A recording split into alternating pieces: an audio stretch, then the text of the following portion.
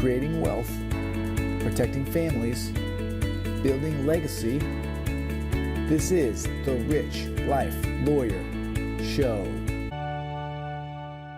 Hey everybody, this is Christopher Small, and this is episode 19 of the Rich Life Lawyer Show.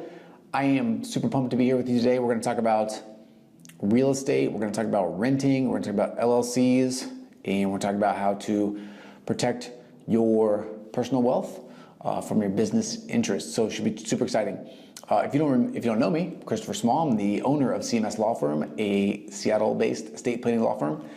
I'm excited that you're here. Let's talk about basically one of the biggest problems I see with people that own real estate, own rental properties in particular, and this mistake is huge, opens them up to tremendous amounts of liability, tremendous amounts of personal exposure, and that is not putting your rental properties into their own specific LLC. And this is one rental property, one LLC. And there's a reason for this. If you own your rental property and it's in your name, if something happens on that property, the person that's injured has the ability to sue you personally. If your property is in an LLC, the ability for the person that's injured to sue you ends. The most that they can do is attach whatever is a part of that company. That's the reason why you want to do each property in its own LLC. If you put 4 properties in one LLC, something happens on one of them, then the person that's injured could potentially attach their judgment to all of those properties.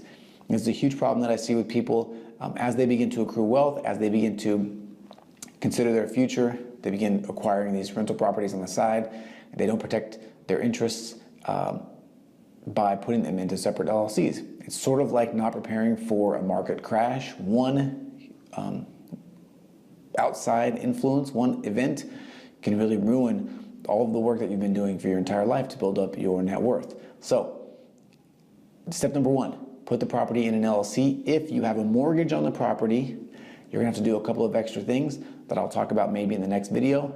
But for now, just know that if you have a rental property and it's in your name, you are open to some relatively high amounts of potential liability and potential exposure personally.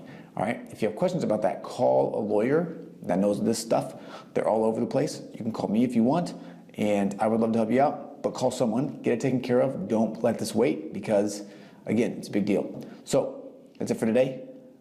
Hope you enjoyed this little tidbit, this little nugget.